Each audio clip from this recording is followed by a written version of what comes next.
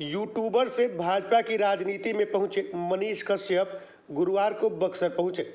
यहां उन्होंने भाजपा सरकार की उपलब्धियां गिनाई तथा लोगों से यह अपील की कि वह भाजपा के पक्ष में मतदान करें। उन्होंने पत्रकारों से बात करते हुए बताया कि भाजपा ने किस प्रकार से देश निर्माण के लिए कार्य किया है। यह पूछे जाने पर कि कुछ दिनों पूर्व वह जहां सरकार की नाकामियों को गिना रहे थे, अचानक सरकार के प्रति वो इतने मेहरबान कैसे हो गए। उन्होंने कहा कि वह राज्य सरकार की नाकामियों को गिना रहे थे। केंद्र सरकार ने हमेशा से विकास के कार्य किए हैं, जिनमें राष्ट्रीय राजमार्ग के निर्माण समेत कई कार्य शामिल हैं। क्या कुछ कहा मनीष कश्यप ने, आइए सुनते हैं। को विकास पे बात करना है और आप सभी जो है बक्सर के पत्रकार हैं।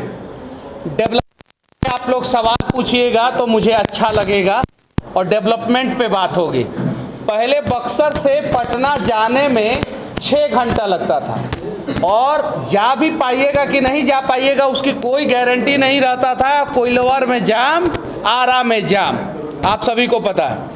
अभी जो है चकाचक 4 लेन रोड बन गया है और 1.25 घंटा में बक्सर से हम लोग पटना पहुंच जाते हैं, जो पहले 6 घंटा, कम से कम एवरेज टाइम 8 घंटा रहता था, ठीक है, और कम से कम 6 घंटा लगता था। दिल्ली जाने का तो हम लोग सोचते भी नहीं थे गाड़ी से, और आज जो है एक्सप्रेसवे पकड़ते हैं और बक्सर से 8 से 9 घंटा में दिल्ली आदमी पहुंच जाता है। 115-120 के स्पीड से, जो सरकार का 120 स्पीड लिमिट है, उस स्पीड से आदमी पहुंच जाता है। सेंट्रल गवर्नमेंट का जो काम करना होता है, इंफ्रास्ट्रक्चर को मजबूत करना, ये सारा डेटा है मेरे पास। इस डेटा को अगर आप लोग गलत काटिएगा तब मैं आप लोगों को मानूंगा कि हाँ, आप लोग पत्रकार अच्छे हैं और विपक्ष जो है डेवलपमेंट पे बात कर रहा है। ये देखिए, ये सारा डेटा है। जीडीपी जो हम लोगों का था 2014 में, वो जीडीपी 1.25 ट्रिलियन था और वो अभी 3.8 ट्रिलियन हो गया है। 3 गुना से ज़्यादा जीडीपी बढ़ा है। जब 3 गुना से ज़्यादा जीडीपी बढ़ा है तो बक्सर का भी विकास 3 गुना हुआ होगा, तभी तो जीडीपी 3 गुना ज़्यादा बढ़ा। जीएसटी आया है। जीएसटी आप लोगों ने जीएसटी को जब स्टडी करेंगे तो पता चलेगा कि बिहार जैसे स्टेट के लिए जीएसटी वरदान है। आप जाइए तेजस्वी यादव जी से पूछिए, नीतीश कुमार जी से पूछिए या बिहार का किसी भी नेता से पूछिए, जीएसटी वरदान इसलिए है कि बिहार में जनसंख्या ज़्यादा है और जब कंजम्पशन हम लोग किसी भी प्रोडक्ट का करेंगे तो 50% टैक्स स्टेट गवर्नमेंट को यहाँ पे मिल जाएगा। अब प्रोडक्ट कहीं बना फर्क नहीं पड़ता, बिका अगर बिहार में तो टैक्स किसको जाएगा? बिहार गवर्नमेंट को। पहले ऐसा नियम नहीं था, तो जीएसटी आने से बिहार और यूपी जैसे राज्यों को, बंगाल जैसे राज्यों को अप्रत्याशित रूप से फायदा हुआ, जिसमें सबसे ज्यादा भारत में बिहार को फायदा हुआ। पहले भारत जो है इकोनॉमी के मामले में 10वें से 11वें नंबर पे था 2014 में। इकोनॉमी के मामले में भारत वर्तमान समय में 5वें नंबर पे है और इंटरनेशनल एजेंसी के सर्वे में भारत को बताया गया है कि इस बार जीतेगा तो 3रे नंबर पे जाएगा। जब 3रे नंबर पे तभी जाएगा जब बक्सर से हमारे एनडीए के जो प्रत्याशी हैं, भारतीय जनता पार्टी के जो प्रत्याशी हैं मिथिलेश तिवारी जी, वो जीतेंगे, मजबूत करेंगे मोदी जी को। मोदी जी 3री बार प्रधानमंत्री बनेंगे। बक्सर के गांव के कितने सारे लोग हैं यहाँ पे, आप लोगों ने देखा होगा 2014 से पहले इलेक्ट्रिसिटी का कंडीशन क्या था? ईमानदारी से बताइएगा लोग। हमारे गांव में उसके बाद आया, 2014 के बाद आया है। 2014 के पहले इलेक्ट्रिसिटी का कंडीशन ये था कि बिहार के 90% गांव में परमानेंट इलेक्ट्रिसिटी नहीं था। अगर किसी गांव में था, ट्रांसफार्मर उड़ जाता था तो ट्रांसफार्मर 1 साल बाद लगेगा कि 2 साल बाद, कोई गारंटी नहीं था। आज जो है अगर ट्रांसफार्मर उड़ जाता है तो ग्रामीण एरिया में 24 घंटे के अंदर और शहरी एरिया में 6 से 8 घंटे के अंदर ट्रांसफार्मर बदलना है। लेकिन ग्रामीण एरिया में 6 से 8 घंटे के अंदर बदल जा रहा है और शहरी एरिया में 2 घंटे के अंदर ट्रांसफार्मर बदल दिया जा रहा है।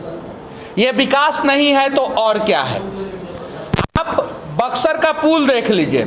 एक जर्जर पुल था जिस पे बैरियर लगा दिया गया था। अभी जो है चकाचक 6 लेन जो है पुल बन रहा है। ये विकास नहीं है तो और क्या है। अब इतना सारा विकास हो रहा है, उसमें बहुत सारा चीज है कि अभी कुछ काम करना बाकी है। वो सारा काम को जो है इस बार मौका मिलेगा। मिथिलेश तिवारी जी यहाँ से जीतेंगे और नरेंद्र मोदी जी तीसरी बार प्रधानमंत्री बनेंगे तो वो सारा भी काम कर दिया जाएगा। क्योंकि आप लोग पीछे चुप रहिए लोग थोड़ा सा। आप लोग डिजिटल मीडिया के पत्रकार हैं, आप लोगों को पता होगा कि 2014 से पहले पर जीबी इंटरनेट का कॉस्ट 269 रुपीज था। आप जाके देखिएगा, कुछ कंपनियां जो है 1 GB 299 में देता था, कुछ कंपनियां 1 GB जो है 249 में देता था। एवरेज कॉस्ट होता था 269 रुपीज। उस समय यूट्यूबर नहीं हुआ करते थे, बहुत कम हुआ करते थे, काहे कि यूट्यूब पे कोई वीडियो ही नहीं देखना चाहता था। कौन 300 रुपया खर्चा करके देखेगा? सही है कि नहीं है? ये चीजें है। अभी जो है पर जीबी इंटरनेट का कॉस्ट जो है वो 5 रुपया है। वर्तमान समय में पर जीबी इंटरनेट का कॉस्ट 5 रुपया है। रेलवे का लेंथ डबल हुआ है और साथ ही साथ इलेक्ट्रिसिटी से 90% ट्रेन चल रहा है। आपका बक्सर वाला रूट जो है वो इलेक्ट्रीफाई हो गया। अब सारा ट्रेन जो है इलेक्ट्रिसिटी से चलता है और पूरा रूट जो है डबल के जगह पे अब ट्रिपल नहीं 4 लेन 5 लेन हो रहा है ट्रेन का। अब वो प्रोजेक्टेड है, पास है और इस पे जो है अब हाई स्पीड ट्रेन चलेगा। लगभग 200 किलोमीटर के स्पीड से वंदे भारत ट्रेन जो है 180 किलोमीटर के स्पीड से चल रहा है। ये विकास नहीं है तो और क्या है।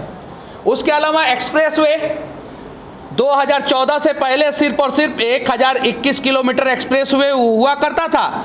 वर्तमान समय में 4067 किलोमीटर एक्सप्रेसवे है, बन चुका है। और अगर तीसरी बार मोदी जी, अगर नहीं बनने ही वाले हैं, तीसरी बार मोदी जी प्रधानमंत्री बनते हैं तो ये 4000 को जो है 20,000 किलोमीटर तक लंबा करना है।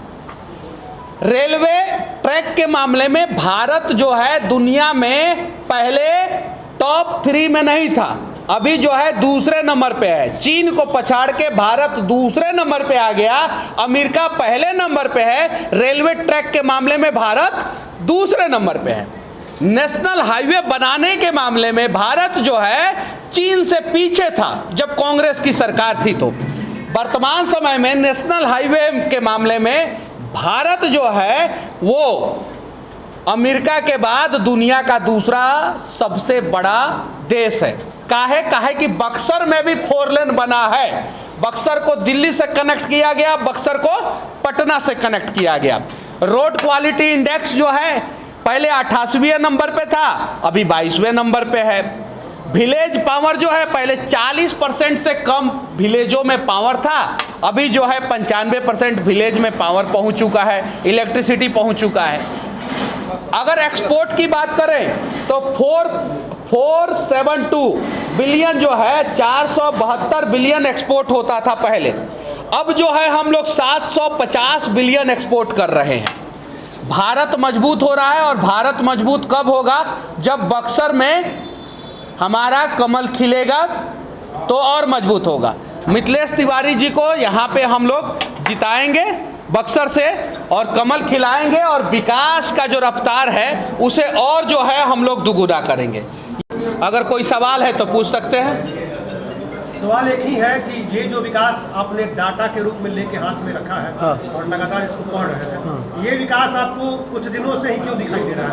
पहले क्यों नहीं दिखाई दे रहा है? हम कम से कम 1000 वीडियो में मोदी जी का बड़ाई किए हैं। सवाल हम सवाल बिहार के नेताओं से पूछे हैं और सवाल अभी भी पूछा जाएगा। सरकार बनेगा फिर सवाल पूछा जाएगा। एनएच की आप बात कर रहे हैं। हाँ, उस एनएच पे हम सुनिए, जिस एनएच की बात कर रहे हैं उस एनएच पे हम सैकड़ों वीडियो बनाए हैं। और चकिया का एनएच जाके देखिए, आज मुजफ्फरपुर चकिया पिपरा कोठी जो सेक्शन है उस एनएच में स्पीड सेंसिंग कैमरा लगा हुआ है और हाईटेक एनएच बना हुआ है। मैंने जीटी रोड जो है उस पे वीडियो बनाया। अभी जीटी रोड जो है 6 लेन और 8 लेन हो रहा है। मैंने जो है पटना से बेतिया के लिए 4 लेन रास्ते के लिए वीडियो बनाया था, अभी 4 लेन रास्ता पास हो गया है। सवाल किया जाना चाहिए, कोई भी सरकार हो फर्क नहीं पड़ता। पॉजिटिव सवाल पब्लिक के हित में होना चाहिए। और पहले भी मैं वीडियो में, सैकड़ों वीडियो में मैं कहता था कि पथ परिवहन मंत्री, पथ निर्माण मंत्री नितिन गडकरी जो है वन ऑफ द बेस्ट मंत्री हैं, लेकिन ये भी रास्ता बनना चाहिए। और इस प्रकार का सवाल मैं पहले भी करता था। आपके द्वारा अभी बता रहे हैं, हाँ। वो सारे सवाल आप करते थे, हाँ। सबके सामने लाते थे, हाँ। और कहीं भी, चाहे वो सेंट्रल गवर्नमेंट से जुड़ा हुआ हो या बिहार स्टेट से जुड़ा हाँ। हुआ हो, लेकिन वही सूर जो है वो आपके अभी बदले हुए लग रहे हैं। सारी चीजें विकास की जो है वो आप अपने सामने दिखा रहे हैं। हाँ। तो क्या ये कहीं ऐसा तो नहीं है कि कुछ आपको लालच वगैरह दिया गया हो, या फिर ऐसा आपके द्वारा दिखाई? देखिए, बिहार में बाढ़ पे, शिक्षा पे, स्वास्थ्य पे मैं सवाल सबसे ज़्यादा करता था, सड़क पे सबसे ज़्यादा सवाल करता था, बिहार गवर्नमेंट से सवाल हुआ करता था। आप सभी वीडियो में देख सकते हैं, बिहार गवर्नमेंट से सवाल होता था। हम लोग उस समय पत्रकारिता करते थे, अगर बच्चा नहीं रोएगा तो माँ को समझ में नहीं आता और माँ दूध नहीं पिलाती है। आज मैं यहाँ पे हूँ, कल मैं वहाँ पे था, आज मैं यहाँ पे हूँ। कल मैं सवाल पूछता था, आज आप सवाल पूछिएगा। अगर कहीं भी कुछ भी आप लोगों को दिखे कि यहाँ पे गड़बड़ है, ईमानदारी पूर्वक आप सवाल पूछिएगा, आपको दबाया नहीं जाएगा, आपके ऊपर रहने से लगाया नहीं जाएगा, और जहाँ पे समस्या होगा उसका समाधान किया जाएगा। ये वादा करते हैं। हाँ। यहाँ पे 10 साल से हाँ। जिस सरकार का प्रचार, जिस पार्टी का प्रचार करने के लिए आप आए हैं, हाँ। उसी की सरकार यहाँ पे थी, यानी 10 साल से वही सांसद थे, हाँ। अश्विनी कुमार चौबे। हाँ। विकास की स्थिति ऐसी है हाँ। कि इटाढ़ी गुमटी है, हाँ। एक यहाँ से थोड़ी दूर पे जाइएगा, हाँ। वहाँ पे आज भी जाम की समस्या वैसे ही है, हाँ। जैसे 10 साल पहले थी, हाँ। और वो अनवरत जारी है। सिर्फ अच्छा। एक फुटपाथ बना हुआ है। क्या इस विकास को हम कहें कि 10 साल में आने के बाद भी कुछ नहीं हुआ? अच्छा। या फिर आगे ये कर पाएंगे? सुनिए, इंफ्रास्ट्रक्चर पे पहले 1 लाख करोड़ रुपया सालाना खर्च किया जाता था, अब 33 लाख करोड़ रुपया सालाना खर्च किया जा रहा है। बक्सर में पहले एक पतला रास्ता नेशनल हाईवे हुआ करता था जो टूटा फूटा हुआ करता था, आज जो है 4 लेन टकाटक रोड बन गया है। बक्सर से बाहर जब हम निकलते हैं तो 1 या 2 जो है रेलवे का फ्लाईओवर भी, ROB भी बना है, रेल ओवर ब्रिज भी बना है। कुछ चीज़ें हैं जो नहीं हुआ है, उसको इस 5 साल में हम लोग दुरुस्त करेंगे। आपके जैसे पत्रकार उस चीज़ को ईमानदारी पूर्वक दिखाएंगे। हम आपको जेल में नहीं डालेंगे, हम आपको तमिलनाडु नहीं भेजेंगे। वादा करते हैं कि आप ईमानदारी पूर्वक निष्पक्ष होकर चीज़ों को दिखाइएगा, हम उस समस्या का समाधान करने का प्रयास 100% करेंगे। ज़्यादा वोट हारने वाला बक्सर लोकसभा सीट होगा। अरे मंच पे मारपीट हो रहा है उन लोगों के, आप देखे हैं, इतना मार दिया गया है एगो लड़का को। तेजस्वी यादव जी मलहम पट्टी लगाने तक नहीं आए उस लड़का को। बताइए वो लड़का तो हम ही लोगों को गाली देता था, चलिए जाने दीजिए, उसका वो सोच था, लेकिन मारना पीटना उचित नहीं ना था। मंच पे खड़ा करके उसको मारा पीटा गया। हम उसके साथ हैं, हम चाहते हैं कि उसको इंसाफ मिले। जरा सोचिए, लोग अभी विपक्ष में है तब अपने ही कार्यकर्ता को धर के कूट दे रहे हैं, अपने ही कार्यकर्ता को धर के जबरदस्त तरीके से कूट दे रहे हैं। जब सत्ता में आएंगे तो लाठी के दम पे तो बिहार को चलाने का प्रयास करेंगे, और पूरा दुनिया में एक जगह तेल पियावन और लाठी भजावन रैली हुआ था, ये ना रैली का नाम था। और अगर आप यंग है, दाढ़ी जो है आप लिएंडर पेस की तरह रखे हैं, टेनिस खिलाड़ी की तरह, आप अपने माता पिता से पूछिएगा कि 5 बजे के बाद से उस जंगल राज में क्या हुआ करता था। और आज जो है आप 12 बजे रात को सड़क पे उतर के रिपोर्टिंग करते हैं और कोई आपको डिस्टर्ब नहीं करता है, जेल में नहीं डालता है। तो ये लोग तो ऐसी सरकार है कि दूसरे के ऊपर तो लाठी फट्टा से वार करते ही हैं। आपने देखा होगा, एक हर्ष नाम का बेचारा निर्दोष बालक जो है, लॉ का स्टूडेंट था, पटना यूनिवर्सिटी का छात्र था, उसको कॉलेज में घुस के मार के, मतलब इतना गंदे तरीके से मारा गया, वो इकलौता बेटा था। तो यानी ये लोग तो दूसरे किसी पे वार करते ही करते हैं, अपने लोगों को भी नहीं छोड़ते हैं। मंच पे अगर ज़्यादा चढ़ने का कोशिश करता है तो उसका कुटाई पिटाई चालू कर देते हैं। तो लठैत सरकार तो बिहार में नहीं आएगा।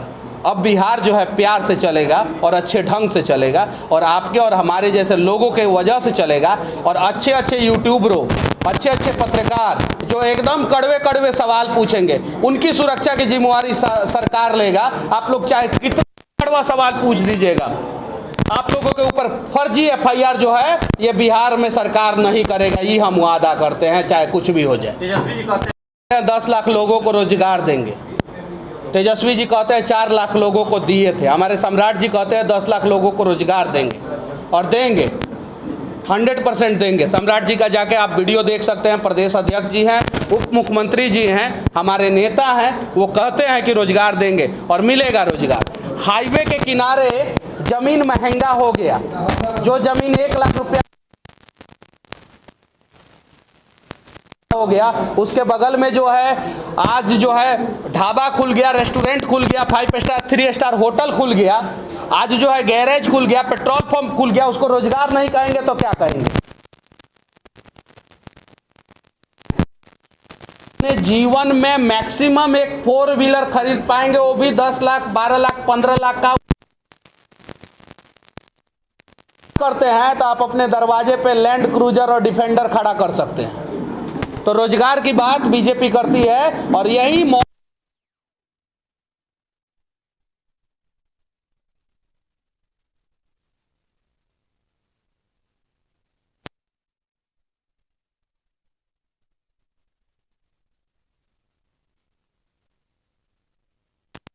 नेता जो भाजपा के हैं राष्ट्रीय और वो सभी बक्सर में दिखाई दे रहे हैं, क्या ये आगे चल के बड़ी चुनौती? देखिए, भारतीय जनता पार्टी बहुत बड़ी पार्टी है, और 7 चरण के चुनाव में से 6 चरण का चुनाव कंप्लीट हो गया है, 7वां चरण का सिर्फ चुनाव है। तो इस दौरान जो है जो लोग भी है वो यहाँ पे आए हुए हैं, ऐसा थोड़ी है पहली बार बक्सर में आए हैं, पिछली बार भी आए थे, उसके पिछली बार भी आए थे बक्सर में। बक्सर ऐतिहासिक धरती है, महर्षि विश्वामित्र की धरती है, राम जी के प्रथम गुरु, राम जी का पहला कर्म जो है वो यहीं से बक्सर से स्टार्ट हुआ। यहाँ पे तो सारे नेता आते हैं, और 2019 में नहीं आए थे कि नहीं आए थे? 2014 में नहीं आए थे कि नहीं? तो आते हैं। हम अपने पार्टी के प्रत्याशी के बारे में बात करेंगे। अखिलेश तिवारी जी अच्छे व्यक्ति हैं, कभी वो किसी को मतलब कि भला बुरा नहीं कहते हैं, वो अपने काम पे ध्यान देते हैं, और उम्मीद है कि बक्सर के लोग कम से कम 2.5 से 3 लाख वोटों से उन्हें जिताकर मोदी जी के पास देश की राजधानी दिल्ली में जो नया सदन बना हुआ है, संसद भवन बना हुआ है, उसमें इनको भेजेंगे, और नया संसद भवन से नया बक्सर का नए ढंग से नए प्रत्याशी तकदीर और तस्वीर बदल देंगे।